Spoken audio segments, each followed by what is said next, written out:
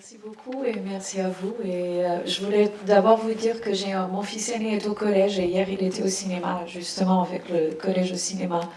Et c'est un programme qui est absolument exceptionnel. Je pense aussi, grâce aux discussions, que ça peut stimuler. Donc je vais me présenter moi-même, comme je disais à Xavier. Donc moi j'enseigne à la Sorbonne Nouvelle et effectivement ça fait un petit moment que je travaille alors, sur des questions écologiques. J'ai beaucoup travaillé sur le végétal, sur les plantes, sur plantes et cultures visuelles, hein, c'est un peu étonnant. Et le fait est, donc sans faire nécessairement le lien entre écologie et féminisme tout de suite, mais par ailleurs, parce que j'ai fait peut-être une partie de ma formation en Angleterre, les questions féministes sont très importantes. Et donc voilà, je travaillais aussi depuis très longtemps sur des questions féministes et le fait est évidemment qu'il y a un lien entre écologie potentiellement et féminisme. Donc ces dernières années, effectivement, je fais une partie de mes cours sur ces questions. Et donc ce que j'ai suggéré justement, c'est de vous proposer un petit parcours cinématographique qui part de la question écologique et qui va arriver à l'écoféminisme. Alors ça arrive, j'ai pas mal de choses, je me suis dit que ce serait pas mal en fait de vous... voilà, d'ouvrir toute une série de pistes. Donc, ça a l'air un peu chargé, c'est peut-être un peu chargé. Il y a des choses sur lesquelles je vais aller relativement vite. Et puis finalement, l'écoféminisme est tout à la fin, mais vous allez voir que, à vrai dire, en fait, ce que je veux suggérer, c'est que l'écoféminisme, c'est aussi une question de méthode, c'est une question de regard, c'est une question de positionnement par rapport à des images et des textes et des idées. Et ça va arriver beaucoup plus tôt. Hein, donc ça va être une espèce d'apothéose à la fin. Donc voilà le petit parcours que j'ai imaginé. Alors j'ai un peu de texte, j'ai pas mal d'images que je veux vous montrer. Il y a certains extraits qui seront plus longs que d'autres. Comme Xavier l'a dit, je ne vais pas nécessairement revenir sur les films que vous avez déjà vus. L'idée c'est peut-être, j'espère, de créer un tout petit peu des échos, des résonances, des liens, des conflits. Hein, ça fait partie aussi. Donc je vais commencer par des choses, par situer en fait aussi peut-être aussi le débat, en rappelant sans doute aussi des choses que vous connaissez déjà. Donc de quoi parle-t-on lorsqu'on parle d'écologie? Comment parler de la crise écologique? C'est absolument pas évident, je le sais parce que moi-même je suis face à des étudiants. Et donc plusieurs façons d'envisager les liens entre cinéma et écologie. Ce n'est absolument pas exhaustif, hein, la liste que je propose. Cinéma et empreinte environnementale, cinéma et domination de la nature, documenter l'anthropocène, hein, c'est un mot qui prête à discussion, mais voilà, autant aussi passer par là. Cinéma et militantisme écologique, cinéma et imaginaire de la catastrophe, et surtout, en fait, c'est un tout petit peu le sens de cette apothéose dont je parlais. Quel récit au-delà de la catastrophe? Parce qu'il faut absolument s'affranchir et s'émanciper, en fait, de cet imaginaire de la catastrophe qui est très paralysant aujourd'hui, hein, pour des raisons évidentes. Et c'est comme ça, en fait, que je veux arriver... à cette idée de l'écoféminisme et penser le cinéma en fonction d'une esthétique écologique. Et une esthétique écologique est forcément une question d'éthique écologique, une question de positionnement. Donc voilà le petit parcours que j'aimerais faire donc, dans le temps que nous avons devant nous. Donc de quoi parle-t-on lorsqu'on parle d'écologie? Donc je vous avais prévenu, je suis désolée, j'ai pas mal de textes, ça me sert à la fois d'appui et bon, c'est aussi utile pour rappeler, je pense, des choses qui sont relativement connues. Donc en fait, ce terme a été donc inventé au XIXe siècle par donc le médecin biologiste et philosophe allemand Ernst Haeckel. Et il désigne, donc me semble intéressant en fait de rappeler cela, la science de l'économie, des habitudes, du mode de vie, des rapports vitaux externes des organismes. C'est comme ça que Haeckel, qui travaille vraiment dans la continuité par ailleurs de Darwin, va définir donc la question de l'écologie. Donc du grec oikos, foyer, demeure, l'espace domestique de la famille et de ses biens. Et donc, ce qui est intéressant, c'est que cette racine de l'écologie est la même que la racine du mot économie. Donc, Haeckel s'intéresse à la gestion des ressources naturelles par les organismes. Et cette question est une question importante. Elle est potentiellement, en fait, en point de débat. Il y en a, voilà, certains philosophes et théoriciens aujourd'hui qui sont en fait relativement critiques, voire très critiques de certaines solutions écologiques proposées aujourd'hui autour en particulier du développement dit durable, de la soutenabilité, etc. Parce que pour eux, ce serait en fait presque une réduction de l'écologie toujours à des questions d'économie, de gestion, toujours de gestion de ressources et de chiffrage, de quantification. Alors, ce n'est absolument pas dans ce sens-là que Haeckel, en fait, imagine la question de l'écologie, mais je voulais juste le signaler. Hein, c'est une question effectivement intéressante. Alors, chez Haeckel, cette notion d'écologie n'est pas une notion strictement, en fait, biologique, elle a des dimensions sociales et philosophiques, mais assez vite, au XIXe siècle, on va se débarrasser de tout ça, et puis l'écologie va devenir donc une branche de la biologie.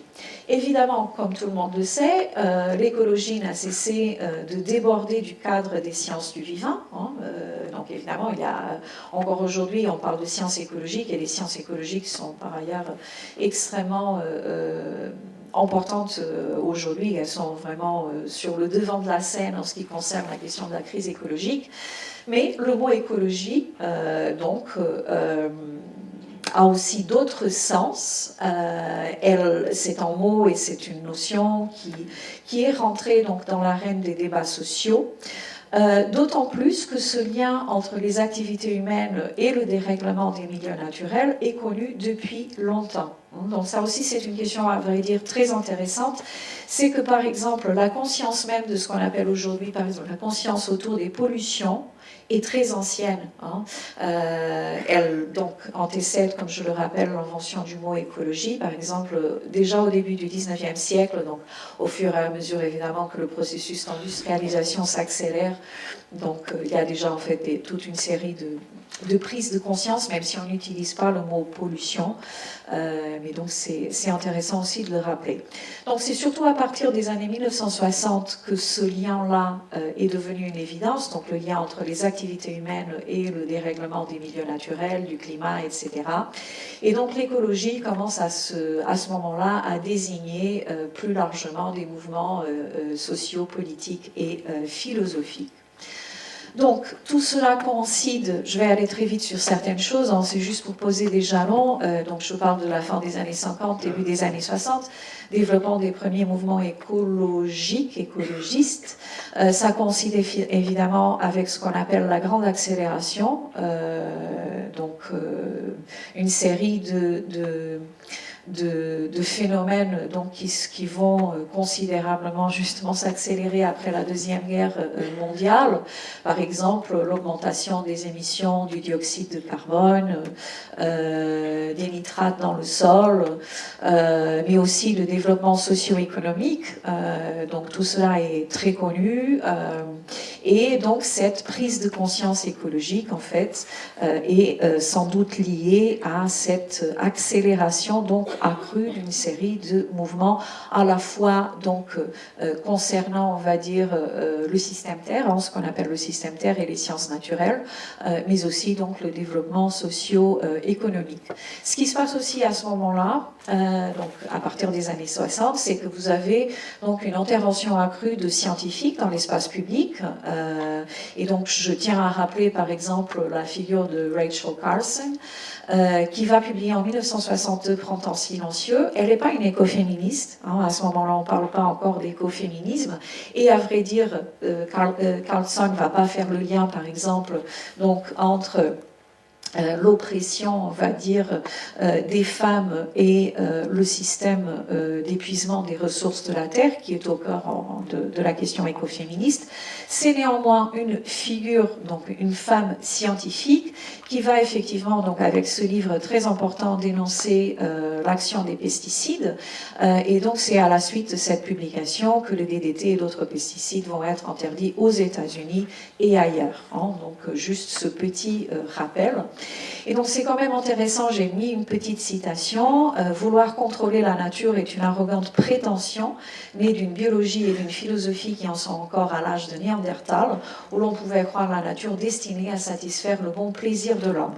Et donc c'est déjà en fait, si vous voulez, peut-être le cœur de ce que j'aimerais rappeler par rapport à la question écologique, c'est qu'effectivement l'écologie nous invite, donc comprise ici aussi dans ce sens plutôt de mouvement social, politique et philosophique, à repenser toute une série de notions et toute une série d'idées, dont l'idée de nature et dont le projet évidemment donc de mainmise sur la nature qui accompagne, comme vous le savez bien sûr, la révolution industrielle.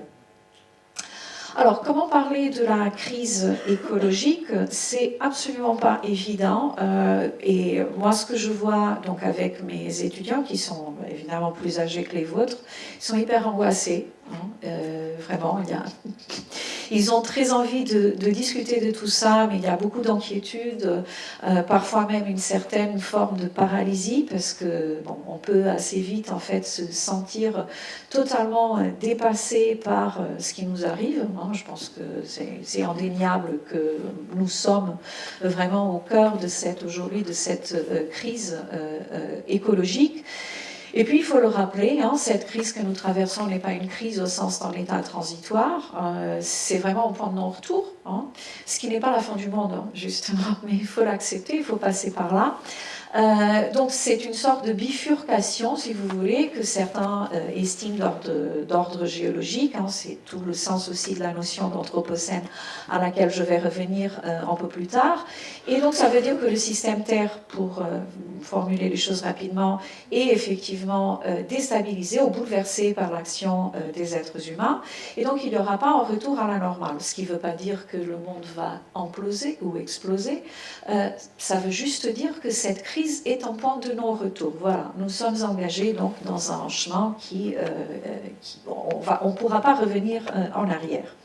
De même, cette crise n'est pas un simple accident de parcours, elle découle, pour dire les choses de façon très neutre, de l'effort productif global, donc il y a un problème de système économique évidemment, et donc tout cela mérite d'être rappelé. Donc l'écologie nous rappelle, donc c'est déjà ce qui est suggéré chez Haeckel évidemment, que nous sommes pris dans des réseaux d'interdépendance. Donc cette idée effectivement de l'interconnexion aujourd'hui, du maillage, voilà, vraiment de l'interdépendance entre les êtres vivants, le système Terre, les espèces est effectivement très importante. Et donc en nous révélant cela, l'écologie nous invite donc à recomposer nos connaissances et nos pratiques. C'est pourquoi aussi j'ai lu cette citation de Rachel Carson, et à aller au-delà d'un regard strictement anthropocentrique. C'est très important au cinéma. Et vous allez voir plus tard, j'ai des exemples en fait aussi qui illustrent un tout petit peu cette idée, c'est-à-dire il faut aussi voilà, prendre en ligne de compte et s'intéresser à d'autres êtres vivants et non vivants, autres que humains. Okay. Donc, en exemple, ça aussi c'est relativement connu et c'est particulièrement intéressant par rapport à la question de l'histoire. Et surtout si vous vous intéressez à des problèmes d'histoire environnementale, c'est que donc, cette crise écologique aujourd'hui nous rappelle que nous ne sommes pas les uniques acteurs de l'histoire, nous les êtres humains. Aujourd'hui, le climat, juste pour vous donner un exemple, on est devenu un acteur majeur de l'histoire. Et donc, encore une fois, c'est toute l'idée voilà, la thèse qui est derrière le mot anthropocène, c'est qu'histoire humaine et histoire géologique convergent. Donc, par ailleurs, la crise écologique nous invite également à questionner des notions comme celle de nature. Xavier en parlait aussi tout à l'heure rapidement. Et donc, encore une fois, pour revenir à cette question de l'histoire, donc la nature pendant très longtemps, entre guillemets, était juste une espèce de décor, la scène sur laquelle se déroulait l'histoire des êtres humains. Certes, c'est évident que parfois cette nature était voilà, bouleversée par des événements catastrophiques du genre, bien sûr, éruption volcanique. Hein, et donc le film de Herzog, La Soufrière, est intéressant de ce point de vue.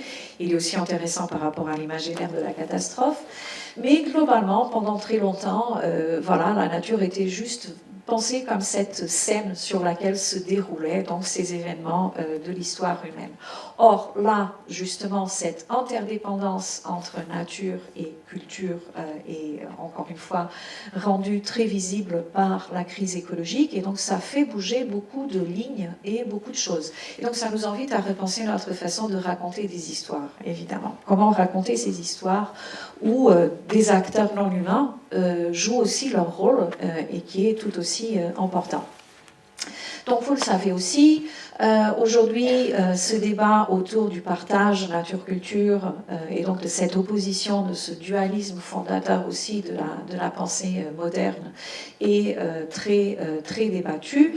Et on questionne beaucoup donc, cette idée de la nature comme une réalité extérieure à l'humain, comme un décor, comme un ensemble de ressources. Hein, pensez aussi effectivement donc, la terre, les animaux comme un tas inanimé ou animé de ressources dont on peut se servir.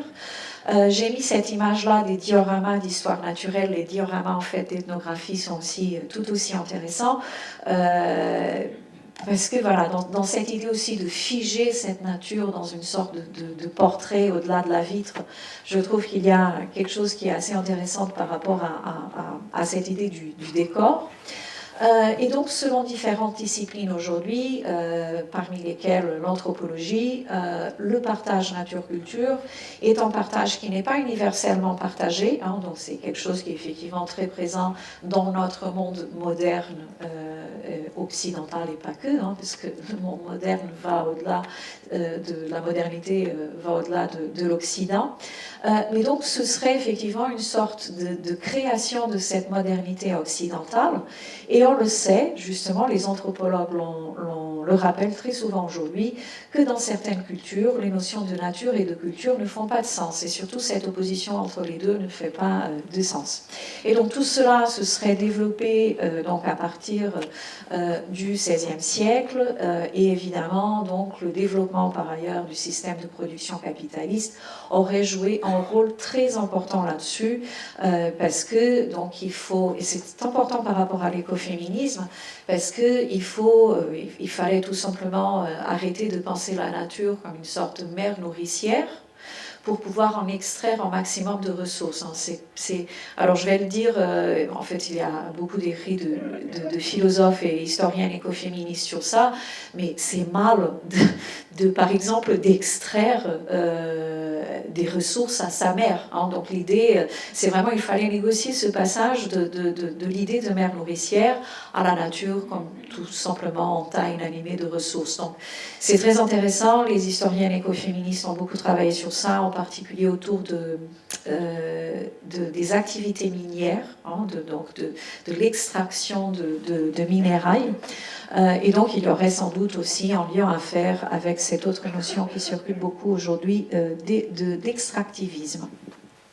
Donc je vais aller relativement vite sur certaines choses en sachant que je peux tout à fait disponibiliser le PowerPoint auprès de vous. Pour commencer donc à me rapprocher du cinéma, et donc comment parler de crise écologique, donc encore une fois peut-être déjà en proposant de repenser ce qu'on entend par nature, et ne serait-ce qu'en regardant dans le dictionnaire donc CNRTL en ligne du CNRS, c'est intéressant de voir à quel point effectivement donc la notion de nature pour nous est vraiment voilà ensemble de la réalité matérielle considérée comme indépendante de l'activité et de l'histoire humaine. Donc milieu refuge opposé à la ville ou à tout espace modelé par l'activité humaine, c'est-à-dire donc opposé à la culture, à l'espace justement de la civilisation. et donc environnement terrestre en tant qu'il sert de cadre de vie à l'espèce humaine. Donc ce que je vous disais en fait sur la question de la nature comme le décor, la scène sur laquelle se déroule l'histoire des êtres humains se retrouve même dans les définitions du dictionnaire. Et donc la crise écologique nous invite à questionner cela. Et donc c'est encore une fois, c'est tout le sens de la notion d'anthropocène. Donc c'est un peu coupé parce que j'avais fait un PowerPoint et là on est sur le keynote. Je vous mets cette image. Alors c'est hyper intéressant, je ne sais pas si vous le savez ou pas. C'est la célèbre séquence d'ouverture de Apocalypse Now de Francis Ford Coppola, tournée aux Philippines. On a réellement brûlé au napalm une partie de la forêt pour le tournage du film. Ok ? C'est très intéressant votre réaction. Ça, c'est une question hyper importante. Je vais encore vous montrer des choses qui vont un peu vous choquer. On a affaire à un problème de sensibilité, et sans doute avec nos élèves et nos étudiants aujourd'hui. Il y a beaucoup de choses qui, encore dans ces années 70, 80, voire beaucoup plus tard, étaient acceptées et qui aujourd'hui nous choquent beaucoup. Ce qui veut dire aussi, ce qui dit beaucoup sur une transformation des sensibilités. Mais comment en parler sans rentrer aussi dans le jugement moral par rapport à certaines choses? Bon, en tout cas, sachez, donc cela est connu, et donc juste rappeler quelque chose, les Philippines évidemment ont été sous domination coloniale des États-Unis pendant très longtemps, donc la question est infiniment encore plus complexe. Donc le tournage renvoie aussi à cette couche de l'histoire qui est évidemment importante. Donc plusieurs façons d'envisager les liens entre cinéma et écologie. Donc tout était expliqué dans la petite diapositive avant, et donc sur certains points, je vais aller relativement vite. Je tenais à vous rappeler, je sais que ce n'est pas ça qui est nécessairement au programme, et je ne sais pas à quel point c'est ou pas simple d'évoquer ça auprès d'élèves au collège, mais cette question de l'écologie, ce n'est pas juste un problème de représentation. Okay. Le fait est que donc le cinéma, que ce soit la technologie, on va dire analogique sur pellicule ou les technologies numériques, laisse une empreinte environnementale sur le monde. Le développement même donc des technologies cinématographiques et photographiques se fonde donc sur l'extraction de minérailles, la production par exemple de celluloïd, donc le support de la pellicule, est extrêmement polluante, et vous allez voir, donc je vais aller encore une fois relativement vite sur tout cela. Parfois on a affaire à des consommations, donc la production de pellicules, le tournage des films, le développement de la pellicule, etc., c'est extrêmement énergivore. Donc encore une fois, ce sont des choses qui sont totalement prises au sein de ce système de production. Donc, juste quelques rappels, pour la photographie, le bitume de Judée, qui est une sorte de goudron naturel qui a été par exemple très important en termes de technologie photographique. Donc cette image-là des Frères Lumière, c'est encore une fois juste peut-être une façon de dire que d'un côté, certes, le cinéma documente cette histoire qui est donc l'histoire de l'extraction, par exemple aussi des énergies fossiles, des combustibles fossiles, mais c'est en tant que technique, en tant que médium, il fait aussi donc partie de ce système-là. Donc la pellicule, par exemple, il n'y a pas de pellicule, et donc les Frères Lumière, par exemple, n'auraient pas réussi à fabriquer leur pellicule souple sans gélatine animale. C'est une question aussi intéressante. Sans tout un tas de produits chimiques, par exemple. Et donc là, c'est à la fois une question de pellicule cinématographique, mais aussi de support photographique. Donc cette très célèbre étiquette bleue, qui en termes d'histoire de la photographie signale d'un côté la démocratisation de la photographie et la possibilité aussi de saisir vraiment des instantanés, parce que là on va au-delà des temps de pause très longs. Tout cela repose donc à la fois donc sur ces matières premières. Et par ailleurs, c'est une question d'usine. Hein. Donc encore une fois, je ne vais pas tout lire, mais juste pour vous donner... Alors, c'est relativement difficile de retracer ces histoires, mais donc, en 1900, la fabrication de pellicules donc sensibles à Lyon, dans l'usine Lumière, consomme annuellement 60 tonnes d'éther, 20 tonnes d'alcool et 8 tonnes de coton-poudre. En 1941, la société Lumière a besoin de 450 tonnes de charbon par semaine pour produire de la pellicule. Okay.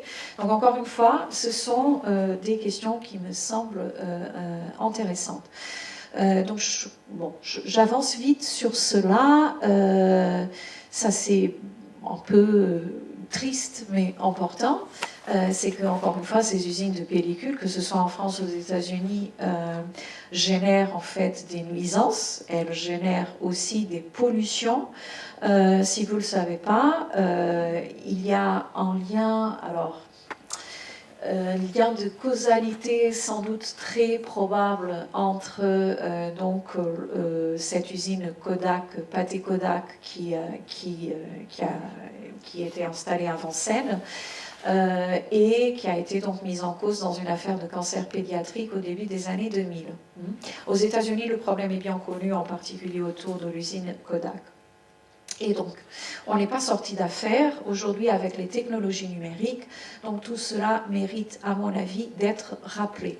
En sachant par ailleurs que, notamment du côté américain, tout un tas de collègues commencent à travailler aussi sur l'empreinte environnementale, ne serait-ce que du tournage des films. Donc le très célèbre Chantons sous la pluie, juste pour tourner cette séquence iconique où Gene Kelly donc, danse sous la pluie. Donc le studio a consommé l'équivalent de 8 jours de consommation d'eau sans arrêt. Hein. Et donc c'est aussi connu à Los Angeles à l'époque, au moment du tournage, il y avait des coupures d'eau parce que voilà, le studio était en train de tourner cette séquence. Donc pareil, exemple très connu, la plage 2000 de Danny Boyle. Pour les besoins du tournage, donc le studio hollywoodien va niveler les dunes de sable, va planter des cocotiers. Donc c'est vraiment une transformation aussi, on va dire, donc de ces lieux. Donc c'est encore une fois penser véritablement la nature comme un décor. C'est un mauvais jeu de mots, mais bon, anthropocène, hein, l'idée que le cinéma rejoue même la logique donc de l'anthropocène. Et donc, petit rappel avant de rentrer vraiment dans tous les exemples plutôt cinématographiques, sachez que ces questions sont à l'ordre du jour parce qu'à partir de l'année prochaine, en particulier en France, donc les producteurs d'œuvres cinématographiques et audiovisuelles vont devoir fournir un bilan carbone de leur projet, en particulier s'ils souhaitent être financés par donc, le CNC. Il y a de plus en plus de guides de bonnes pratiques au niveau du cinéma et donc de l'audiovisuel.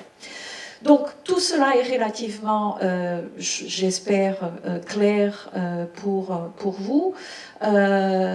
C'est sûr, le cinéma, depuis son invention, a figuré et mis en scène donc l'anthropocène. Hein, je vais revenir encore sur cette idée, à la fois par le biais de films de fiction et évidemment par le biais aussi de films de non-fiction qui viennent documenter donc toute une série de processus et d'événements liés à la domination de la nature.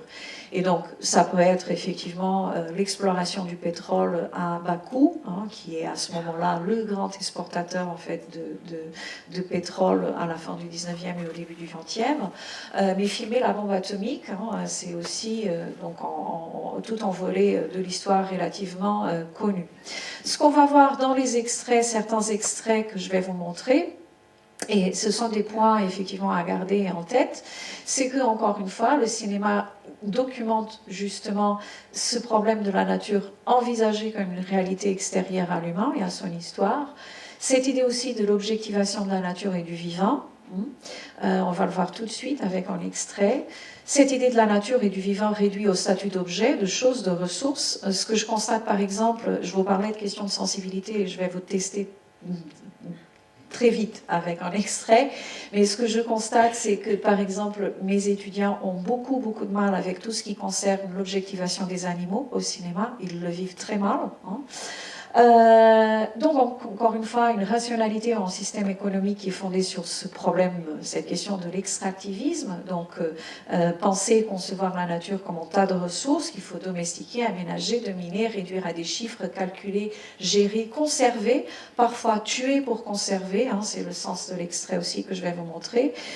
Et puis, donc, un autre problème, peut-être un peu plus compliqué et plus sujet à un débat, qui est la question de l'exceptionnalisme humain, c'est-à-dire, donc, c'est lié à la fois à la question de l'anthropocentrisme, donc l'humain est évidemment au centre du monde, mais s'il est dans le centre et au centre du monde, c'est parce qu'il se conçoit aussi comme exceptionnel, mais l'exceptionnalité est pensée selon une vision hiérarchique, donc il est au top, en fait, on va dire, de la pyramide en termes d'évolution et de développement.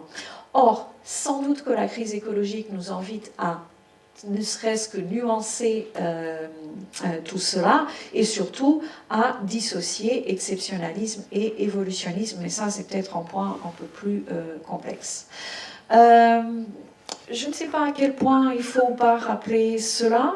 Est-ce que vous êtes ou pas, est-ce que vous avez ou pas en tête donc cette notion, cette catégorie d'anthropocène que j'ai déjà citée plusieurs fois.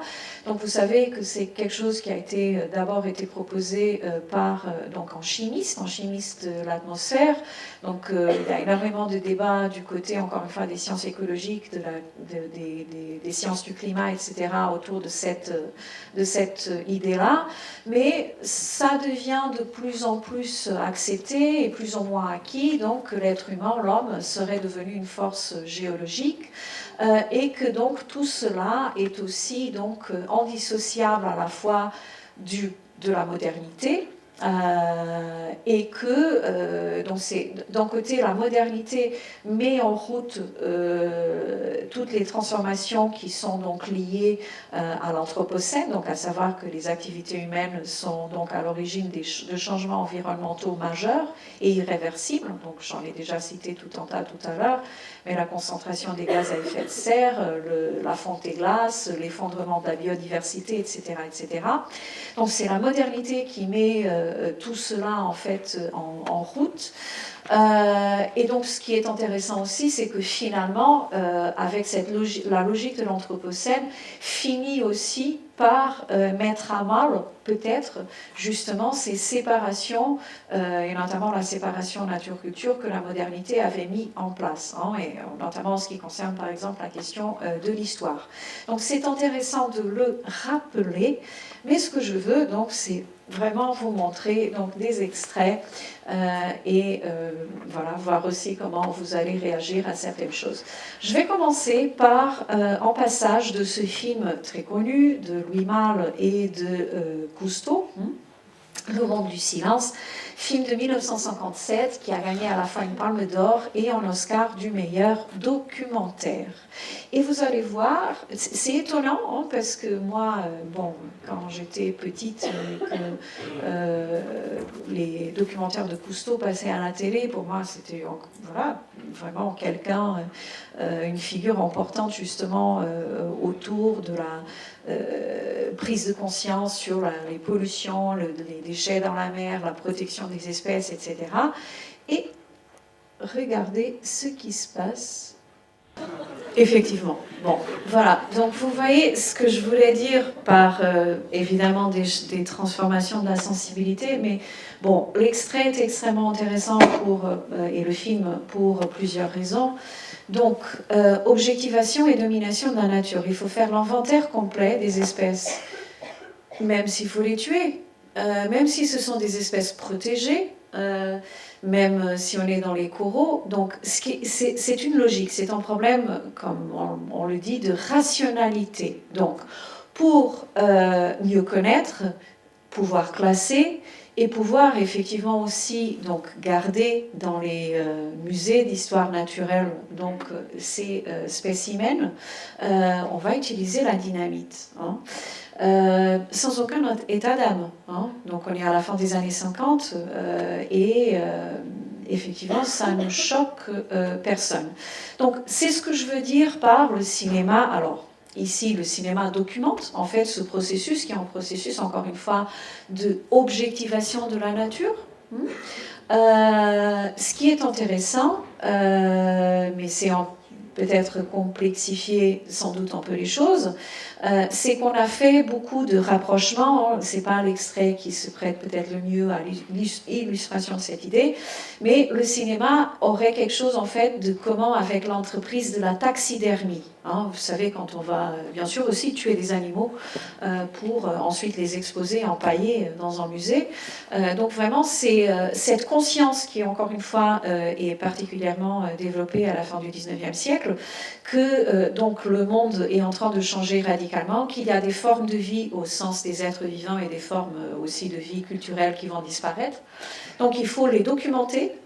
Et encore une fois, quitte à tuer, c'est pareil pour la question de l'ethnographie. Donc en fait, on va par exemple documenter toute une série de modes de vie et de peuples qualifiés et pensés comme primitifs, parce qu'on sait que ces formes de vie vont disparaître. Et donc on a quelque chose ici qui est vraiment dans cette logique-là.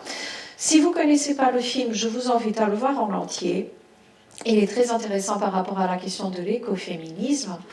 Il y a une autre séquence qui a été très très discutée, qui est une séquence, donc évidemment c'est une équipe entièrement masculine, et donc la séquence à laquelle je pense, c'est une séquence où l'équipe, donc il y a un requin qui s'approche du bateau, et ils sont tous pris d'une folie meurtrière, il faut tuer le requin.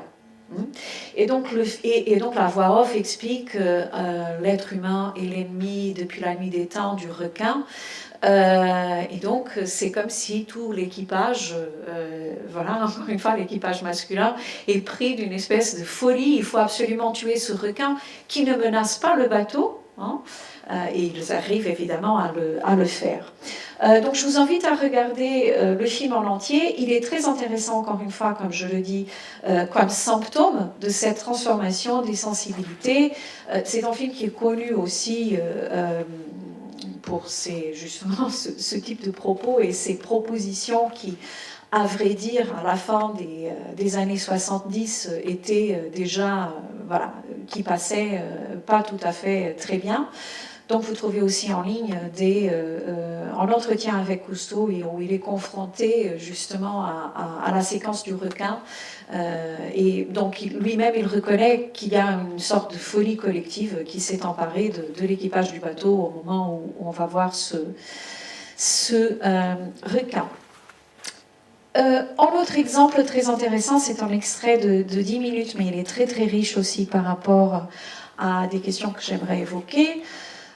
Donc là, on est dans le documentaire et ici, c'est la question de la fiction. Et donc, c'est juste pour vous dire à quel point tout un tas de films de fiction viennent scénariser, en fait, donc toute une série d'oppositions qui recoupent aussi, donc évidemment, la grande opposition entre nature et culture. Et donc, ça peut être la nature versus l'artifice, versus la raison, le sauvage versus le civilisé. Et donc, l'extrait d'ouverture de ce film de John Boorman, qui est donc un cinéaste britannique, qui est extrêmement intéressant, et ce n'est pas le seul film qui serait intéressant pour penser des questions écologiques et des questions écoféministes aussi. Donc, film de 1985, La forêt d'émeraude, qui raconte donc l'histoire de ce personnage qu'on est en train de voir à l'écran et qu'on va voir dans l'extrait. Je vais spoiler le film en partie. Donc, qui est donc ingénieur, qui est dans la frontière brésilienne pour accompagner la construction d'un grand barrage qui donc est en train d'être construit en bordure de forêt. Et son fils va être enlevé par une tribu d'Indiens qui est donc connue comme les Invisibles. Et donc je vais vous montrer l'extrait d'ouverture du film qui est très très très intéressant par rapport à cette question du partage nature-culture et de toutes ces oppositions scénarisées.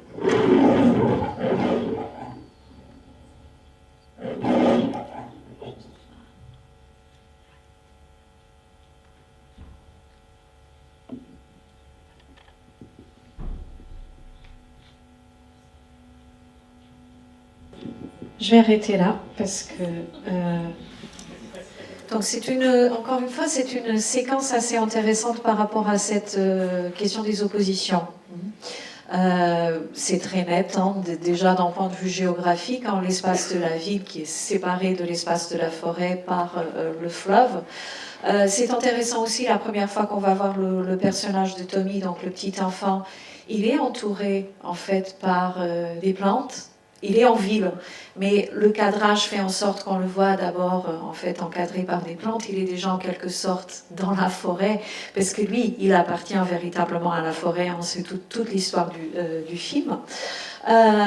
Et évidemment, donc la séquence donc la partie finale de cette séquence qui se déroule donc à côté du lieu de construction de ce grand barrage, donc avec l'incapacité de son père, donc du personnage du père, de reconnaître ceux qui font partie de, comme on disait dans le passé, des peuples de la nature, qui se fondent littéralement dans le décor. Okay, donc le petit garçon, lui, il peut les voir. Hein, et le père, non. Donc il y a quelque chose là, encore une fois, qui tient à ces oppositions.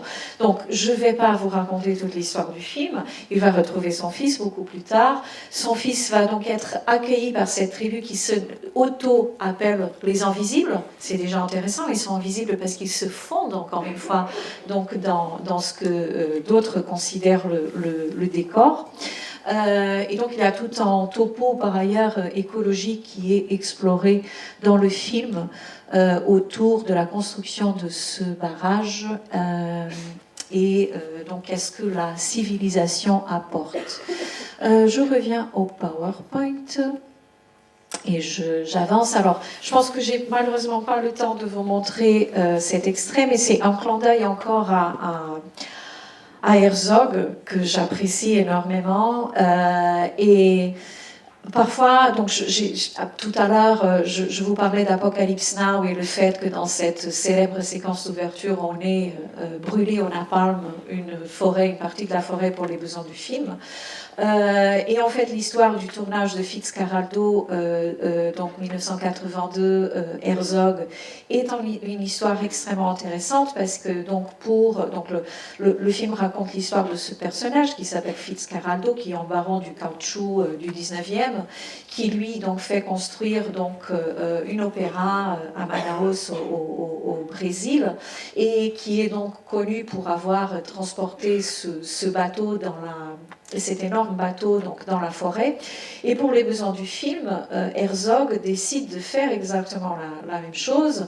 Donc il s'avère que donc de faire monter donc le bateau sur toute une pente d'une montagne est très cher, très dangereux, qui va mettre en danger la vie des figurants, de toute une série de personnes, et qu'il est dans une sorte de projet absolument mégalomaniaque au moment du tournage du film. Nous avons, donc Les Blanc a tourné en film sur la réalisation du film de Herzog, donc nous avons le making of de Fitzcarraldo. Il y a une séquence très célèbre que je n'ai pas le temps de vous montrer, mais qui est disponible en ligne, où Herzog donne sa vision de la nature et c'est à mourir de rire, hein, donc avec son accent, il parle en anglais, avec un fort accent allemand, où il dit que la nature, c'est la chose la plus, en fait, hédionde au monde.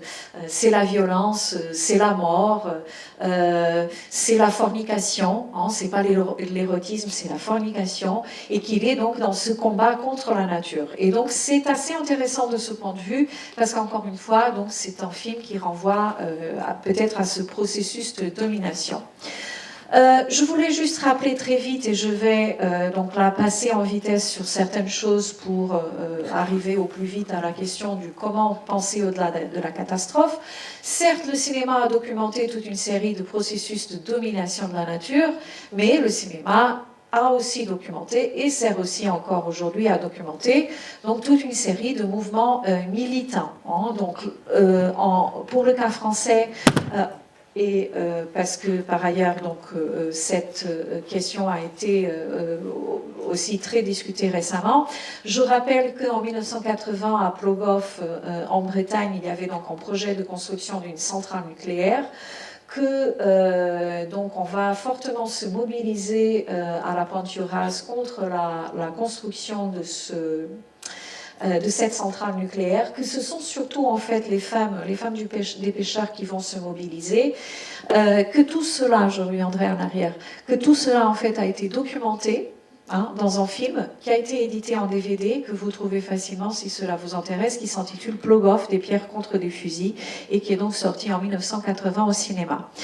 Donc vous le trouvez en DVD, et donc c'est une question qui a été récemment très discutée par alors des militantes et des historiennes qui s'intéressent aussi à la question écoféministe en France, parce que là, encore une fois, je me répète, mais ce sont surtout en fait les femmes qui vont mener ce mouvement, et ça c'est totalement en fait en accord avec d'autres mouvements dans d'autres pays à la même époque. Pourquoi j'ai mis la petite affiche de René Dumont à côté? Parce que donc tout cela est encore une fois indissociable de l'histoire du développement des mouvements dits donc écologiques. Donc encore une fois l'écologie dans son sens plutôt social, philosophique, politique, et que donc en France en 1974 vous avez pour la première fois un candidat écologiste à l'élection présidentielle française. Donc c'est juste pour essayer de situer ça très rapidement dans un contexte historique. Il y a aussi bien sûr tout un tas de films de fiction qui s'intéressent à ces questions de militantisme et de prise de position en fait pour l'écologie, qui viennent parfois, comme dans le cas de Kelly Reichardt, donc Night Moves, en fait, qui raconte l'histoire de militants écologiques qui vont en fait passer à l'action violente. Et donc, un film qui vient explorer les contradictions, les doutes donc de ce type de choses. Donc tout ça pour vous dire qu'il n'y a pas que la domination de la nature qui est documentée par le cinéma. Je vais aussi aller relativement vite sur la question des imaginaires de la catastrophe. Donc vous le savez, je pense très bien que, disons, autour de cette question donc, des événements brutaux qui bouleversent le cours des choses, il y a toute une iconographie et toute une tradition encore voilà, liée à la culture visuelle occidentale qui est très, très importante et très forte, qui à chaque fois est réactualisée parfois sans qu'on se rende compte, y compris dans la photographie de presse. Donc je pense qu'il y a un lien évidemment très clair entre ces deux images-là. Et donc le cinéma, bien sûr, s'est saisi, et en particulier le cinéma hollywoodien, ne cesse depuis la fin des années, surtout la fin des années 60, de s'intéresser à cette question de la fin du monde. Okay. Donc, encore une fois, les historiens du cinéma, parce que donc, ça démarre effectivement à partir des années 60, vous avez toute une série de films de science-fiction qui vont porter sur ces questions de la fin du monde, donc l'apocalypse, c'est cet imaginaire apocalyptique qui est toujours lié à un événement. En fait, l'apocalypse est toujours un événement brutal qui arrive et qui vient changer donc, le cours des choses. Et donc les historiens du cinéma, les historiennes aussi du cinéma, ont mis ça en lien avec donc le développement de ces mouvements écologiques et ces revendications écologiques. Un exemple, je pense, très connu est ce film La planète des singes. Donc tout cela, je spoil le film aussi, qui est encore aujourd'hui très efficace. Les personnages pensent qu'ils sont arrivés sur une autre planète, mais en fait ils sont sur Terre. Ils vont le découvrir quand, vers la fin du film, ils retrouvent donc la statue de la liberté à moitié ensevelie dans une plage. Et donc on va retrouver exactement le même type d'imagerie dans des films plus récents. Pareil, certains historiens du cinéma disent que la foulée de films catastrophes qu'on peut avoir à Hollywood à partir de la fin des années 90 est peut-être lié aussi au fait que voilà, les risques liés à la guerre froide étaient disparus et que du coup la fin du monde était une fin du monde qui de plus en plus était pensée aussi donc, selon des contours liés à la crise écologique. Très vite sur ça, c'est tout un imaginaire parfois un peu problématique parce que ça consiste aussi à faire croire que, bon, d'un côté que la fin du monde est liée à un événement très précis, et je vais y revenir, mais surtout que, bon, ce n'est plus du ressort de la science-fiction, hein, parce que ça, on commence de plus en plus à travailler sur ça. C'est l'idée que certes, bon, si cette planète est en quelque sorte finie, hein, si le système Terre est totalement déréglé, on va pouvoir aller ailleurs. Et construire, par exemple, comme dans le cas du film de Neil Blomkamp, Elysium, des stations spatiales, hein, et cette station spatiale-là, elle est tourne autour de la Terre. La Terre est dans un état absolument, donc ça se déroule, je pense, exactement au XXe siècle. La Terre est dans un état absolument catastrophique, de pollution, de contamination. Ceux qui sont restés sur Terre sont évidemment donc les plus pauvres, qui sont en proie à des maladies, etc. Tandis que dans Elysium, donc cette station spatiale, se sont réfugiés les riches, et donc c'est un monde parfaitement contrôlé. Donc cette idée qu'on va pouvoir, en fait, comme on dit aujourd'hui, trouver une planète B, n'est plus en ressort de la science-fiction, encore une fois, parce que ce sont des choses qu'on est en train d'explorer. Et par exemple, ce film, à vrai dire, revient sur des projets de station spatiale de la NASA qui avaient été en fait imaginés dans les années 1970. Hein. Dans les années 1970, la NASA embauche beaucoup d'artistes qui travaillent sur ce type de choses, et donc c'est intéressant de voir à quel point le film va reprendre tout cela. Vous êtes au courant, évidemment, que Elon Musk veut terraformer Mars. Donc, vous voyez ce que je veux dire? C'est plus vraiment du ressort de la science-fiction. Et c'est une façon très particulière de réagir à la crise écologique. C'est-à-dire, bon, cette planète, le système ne fonctionne plus, donc on va aller terraformer ailleurs et recréer exactement la même chose. Or, justement, la crise écologique peut-être nous invite à penser de façon radicalement différente. Surtout, parce que la catastrophe est déjà en cours, hein, soyons clairs. Donc l'imaginaire catastrophique est en contradiction avec le temps long de l'action publique nécessaire pour affronter une catastrophe déjà en cours. C'est pas alors le cinéma hollywoodien avec cet imaginaire des catastrophes, parce qu'il est fixé sur un événement apocalyptique, c'est soit la comète, le météore qui va frapper, un grand tremblement de terre, une succession de tsunamis, les arbres par exemple qui se rebellent contre les hommes et qui vont commencer à les empoisonner, mais il y a toujours un événement qui est un événement déclencheur dans ce type de film. Or, comme le rappelle, et je tiens justement à insister sur ça parce que l'écoféminisme est aussi lié à ça, comme le rappellent plusieurs penseurs et militants des mouvements autochtones, hein, cette catastrophe, elle est déjà en cours. La fin du monde, en fait, dans l'Amazonie, elle est arrivée sans doute au XVe siècle, XVIe siècle, quand, en particulier, les Portugais et les Espagnols y sont arrivés. C'était ça la fin du monde pour ces peuples autochtones. Donc il n'y a eu cesse d'avoir des fins du monde répétées. Donc il faut peut-être aussi justement, alors je vais très vite un peu sur ces choses, mais Ailton Krenak, dont les écrits ont été déjà partiellement traduits en français, en particulier dans Idées pour retarder la fin du monde, c'est exactement ce qu'il dit. La catastrophe est déjà là. Il ne faut pas imaginer qu'elle va arriver, hein. Il faut juste accepter qu'on est déjà au cœur de cette crise écologique, et c'est cela qui va sans doute nous permettre donc d'y faire face. Alors, quel récit au-delà de la catastrophe, hein, comment s'affranchir de cet imaginaire catastrophique? Donc, c'est peut-être un peu trop optimiste, mais on va essayer, je vais essayer de suggérer plusieurs choses. Donc, c'est clair que le cinéma, et pas que le cinéma, la littérature, la photographie, la peinture, beaucoup de choses peuvent nous aider, sans doute modestement, dans cette mission. Okay ? Donc le cinéma peut-être nous aider à reconfigurer des imaginaires, et on va voir, à raconter les histoires de façon un tout petit peu différente. Et donc ça va au-delà, donc c'est très important, certes, le cinéma, comme je vous rappelais, permet de documenter en fait toute une série de mouvements militants, c'est très important. Mais le cinéma peut faire plus que ça. Et parfois, on va voir, c'est avec des films et avec des projets qui ne s'affichent pas nécessairement comme étant des films écologiques ou des projets écologiques qu'on va retrouver certaines choses qui me semblent intéressantes, en fait, pour essayer de s'affranchir de l'imaginaire, encore une fois, de la catastrophe. Donc, souvent, il y a effectivement toute une série de productions à caractère écologique, et notamment des documentaires, qui, à vrai dire, me semblent passer un tout petit peu à côté des défis.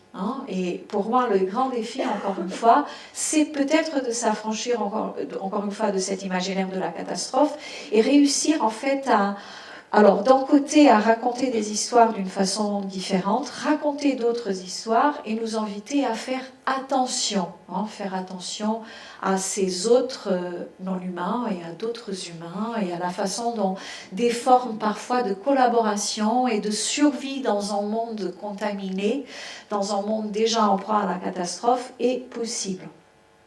Je ne sais pas si vous avez vu Annihilation d'Alex Garland.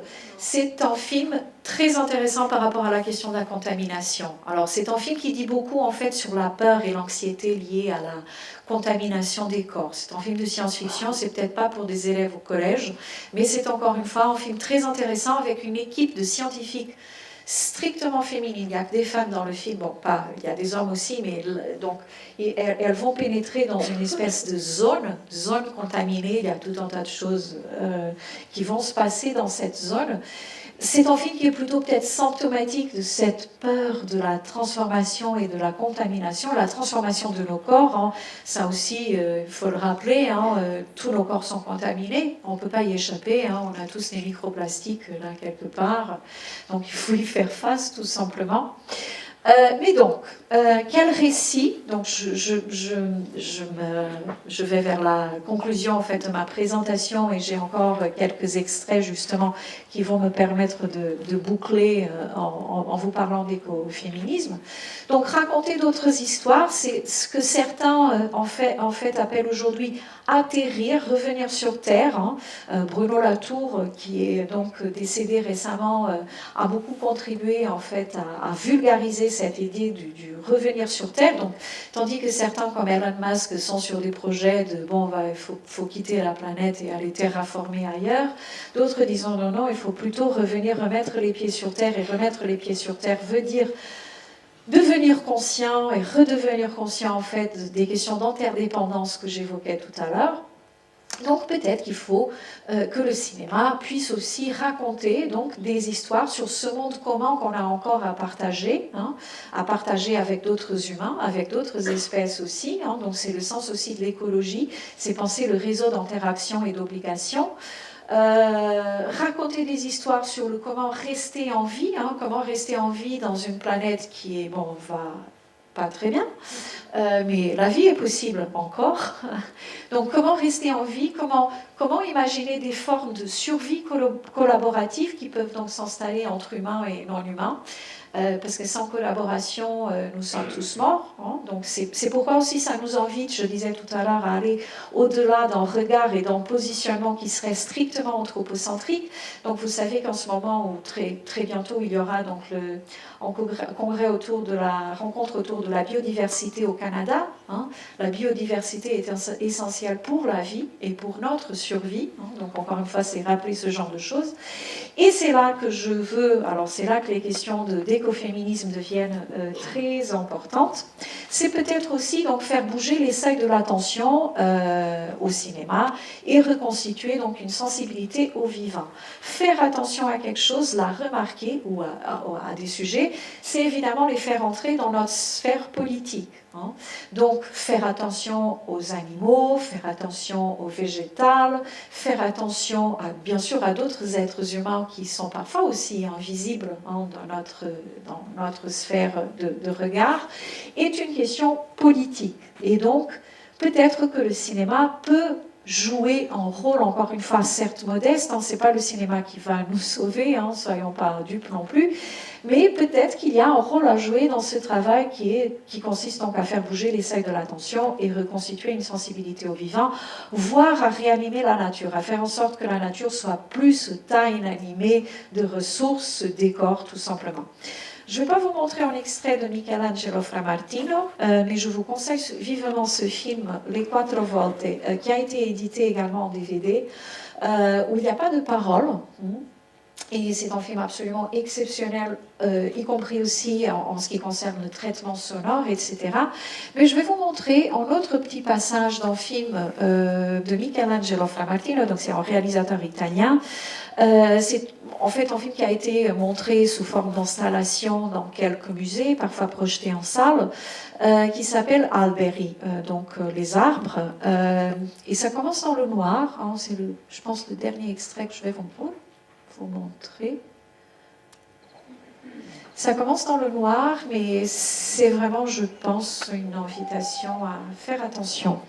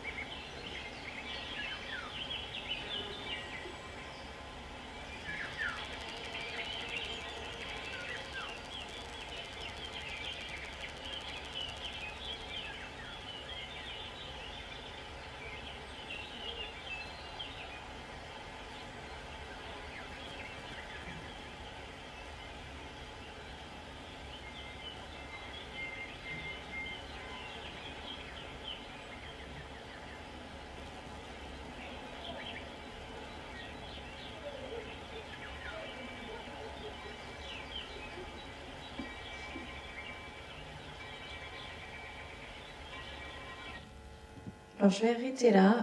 L'extrait n'est pas de super bonne qualité, mais c'est vraiment un très très très beau film qui redécouvre en rituel qui pendant très longtemps s'est déroulé donc dans cette région du sud de l'Italie, à Sartriano, où donc lors du carnaval, des hommes s'habillent en arbre.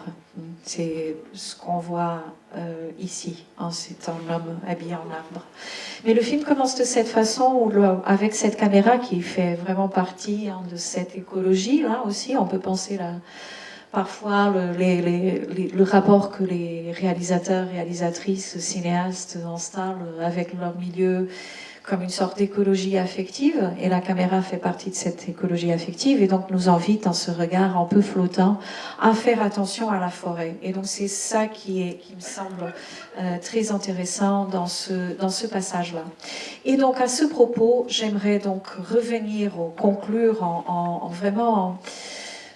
signalant quelques liens qui me semblent très importants par rapport à la question de l'écoféminisme. Et je vais commencer par citer une philosophe australienne qui est déjà décédée, mais qui est pour moi une grande figure, en fait, qui est pour moi et pour beaucoup de gens une figure importante de l'écoféminisme, et qui parle, elle, de la nécessité de réanimer la nature. Hein. Ce livre est traduit en français, et donc juste lire ça rapidement. Le projet que je défends dans le but d'enrichir, d'animer et d'intentionnaliser rejoint aussi la poésie et la littérature. Elle ne parle pas de cinéma, mais le cinéma joue un rôle absolument central ici. Il s'agit de réanimer le monde et de nous remodeler nous-mêmes afin de devenir les membres d'une communauté écologique, bénéficiant d'enrichissements multiples, mais également soumis à des contraintes. Comment réanimer la matière en acceptant de voir comme une agentivité créatrice non humaine, ce qui est trop souvent présenté comme un hasard dénoué de sens. Nous pourrons aussi entendre des sons comme des voix, percevoir les mouvements comme des actes, l'adaptation comme une intelligence et un dialogue, la coïncidence et le chaos comme la créativité de la matière.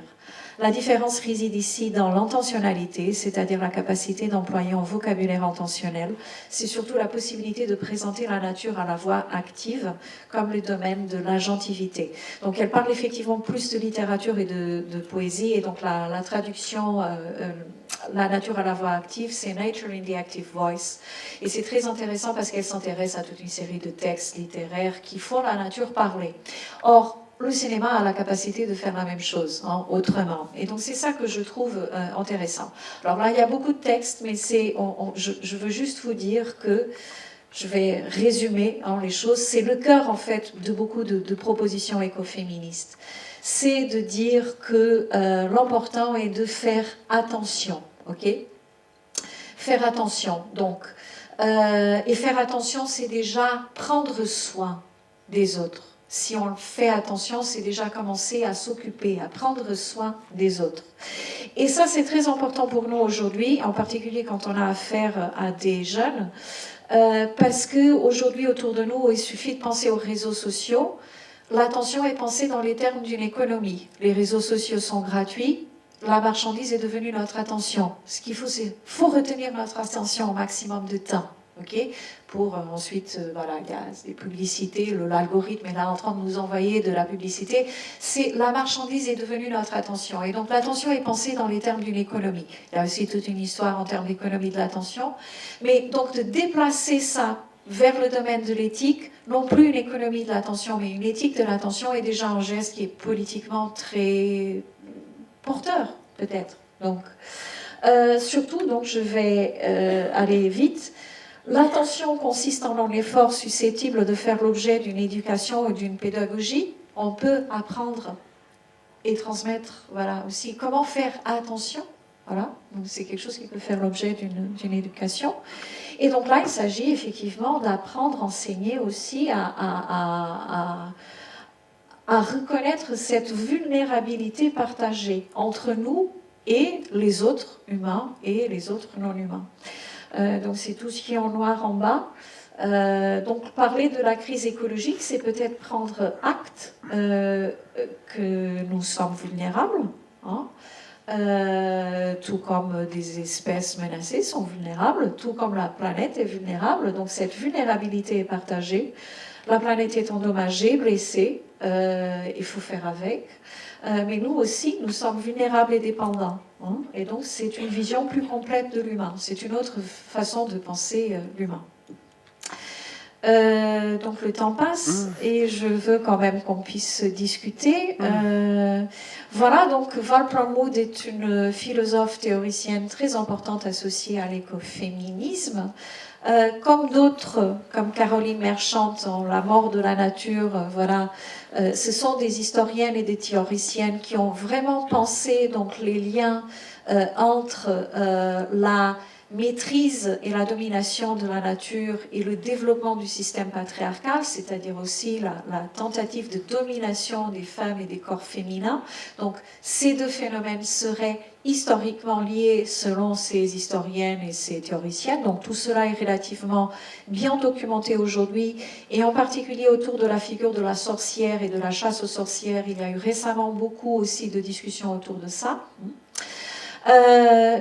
Et vous le savez, donc je tiens quand même à le rappeler, que le mot écoféminisme en fait a été créé par Françoise Daubonne en 1974 dans un ouvrage qui s'appelle Le féminisme ou la mort. Mais c'est en particulier aux États-Unis et en Angleterre que l'écoféminisme va se développer au sens voilà, universitaire et académique du terme. Par contre, et ça aussi c'est sur ça que je vais conclure, il faut surtout rappeler que l'écoféminisme est avant tout un mouvement militant, grassroots, qui vient donc grassroots, ça vient d'en bas. Pareil, à partir des années 1970, vous avez toute une série de, alors souvent, encore une fois, des femmes, et donc des femmes concernées beaucoup par ces problèmes, par exemple, d'enfants malades qui doivent soigner des personnes justement qui sont malades pour cause de contamination, ou qui font face, par exemple ici dans le mouvement Chipko en Inde, à donc cette forêt qui allait être donc vendue et commercialisée. Elles y faisaient toute une série de récoltes qui étaient importantes pour la survie de la communauté. Elles ne se réclament pas de l'écoféminisme, elles disent pas nous sommes en mouvement écoféministe, mais ces femmes ont été extrêmement importantes pour justement empêcher que cette forêt en particulier soit donc vendue et marchandisée. Elles sont très connues parce qu'elles s'embrassaient, donc elles embrassaient, elles entouraient les arbres comme ça. Vandana Shiva, qui est traduite en français, qui est une théoricienne écoféministe indienne, a beaucoup écrit sur ça. Et puis n'oublions pas qu'encore aujourd'hui, dans beaucoup de pays, en particulier en Afrique et en Amérique latine, vous avez beaucoup de femmes, alors en Amérique latine, beaucoup de femmes autochtones qui se mobilisent contre ces projets, voilà, projets de, encore une fois, de modernisation et développement, qui ne prennent absolument pas en compte justement toute une série d'impacts sur ces communautés et d'impacts environnementaux, et qui vont parfois voilà, payer avec leur vie, leur mobilisation. Donc l'exemple, encore une fois, de Berta Cáceres. Donc je vais rester là, parce que j'aimerais quand même vous donner le temps de me poser des questions. Je termine avec cette petite image de Princesse Mononoke, de Miyazaki, qui est un film absolument extraordinaire pour penser des questions écologiques et pour penser l'opposition nature-culture et pour penser l'écoféminisme. J'aurais pu vous parler pendant 2 heures de Princesse Mononoke. Voilà. Merci. Merci bien.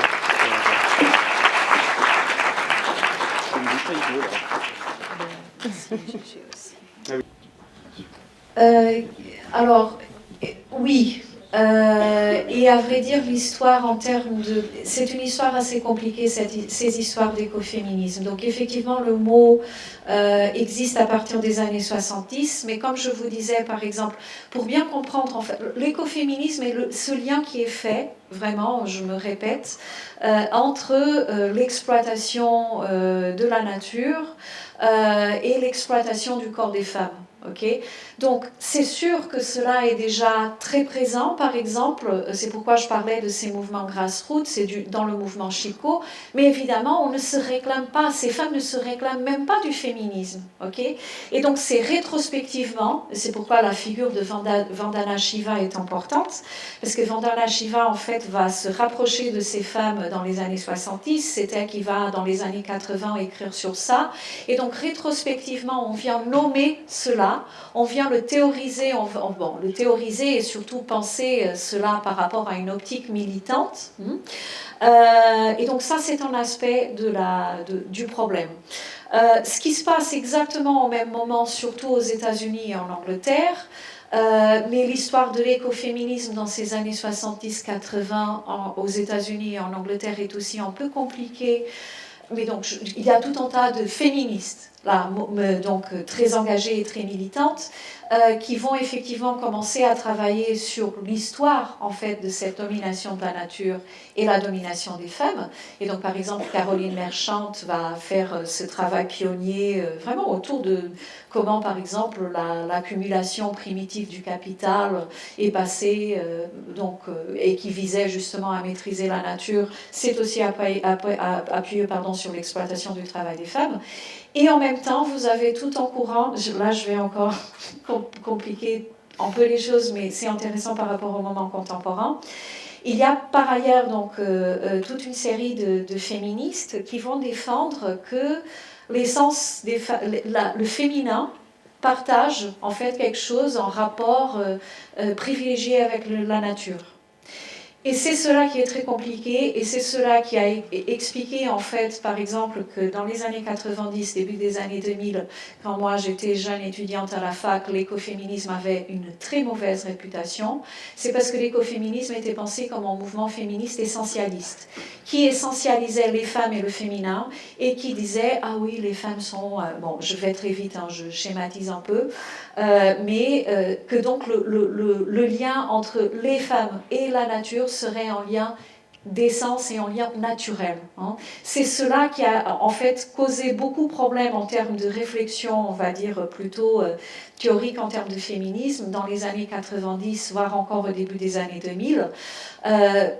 Et c'est pourquoi, pendant longtemps, au début des années 2000-2010, personne ne parlait plus d'écoféminisme.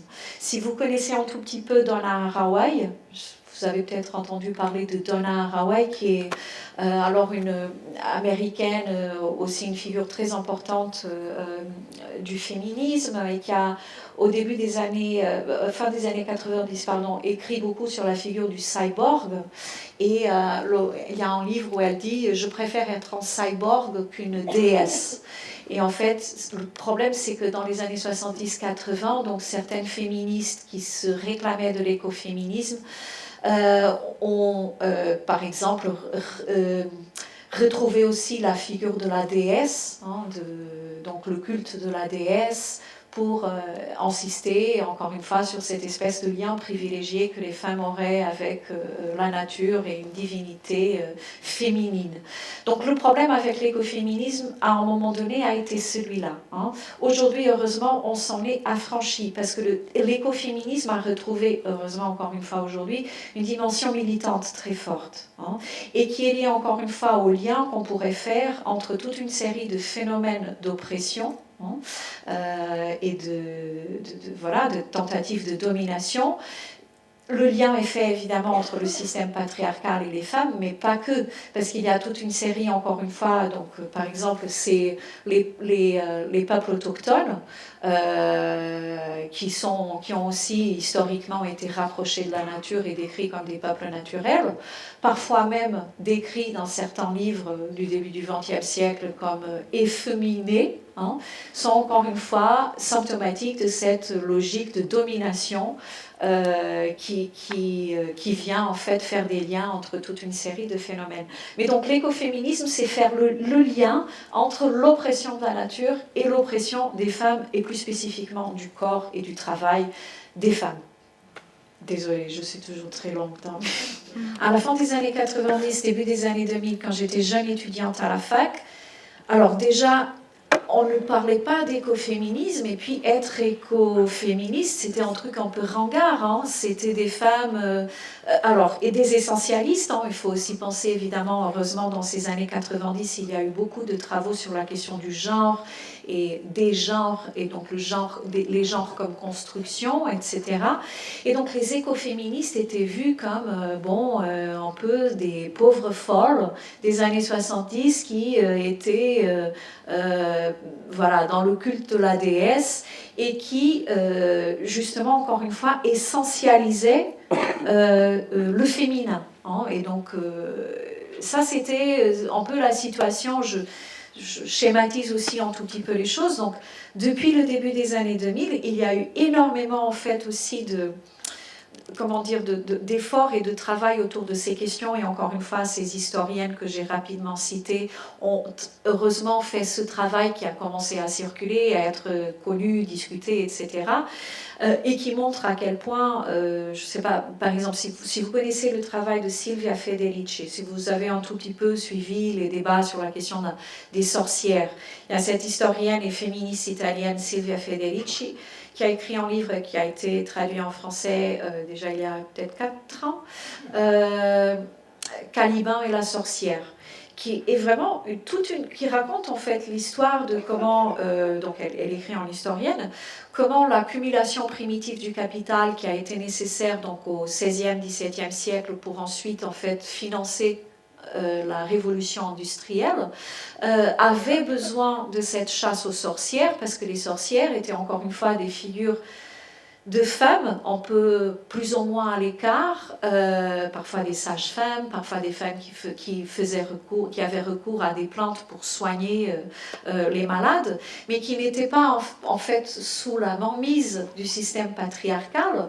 Et donc il fallait effectivement les dominer, les contrôler et faire en sorte que les femmes participent en fait encore une fois à cette accumulation primitive du capital, surtout en faisant des enfants. Hein, les enfants qui vont être ensuite la main-d'œuvre ouvrière de toute cette, de cette révolution industrielle et dont le travail domestique n'est jamais rémunéré. Hein. Donc ça, Silvia Federici est aussi une féministe qui depuis les années 70, en fait, milite pour un revenu lié au travail domestique.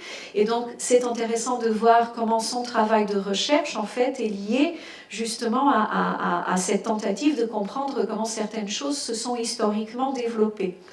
Et encore une fois, sans se réclamer de l'écoféminisme, dans le livre Caliban et la sorcière, elle montre très très bien à quel point donc, ce processus, ce développement du système capitaliste vient renforcer lui aussi le système patriarcal et comment donc, donc le phénomène qui consiste aussi à passer de l'idée de la nature comme mère nourricière à une nature inanimée, juste comment les ressources qu'on va pouvoir extraire, utiliser, etc.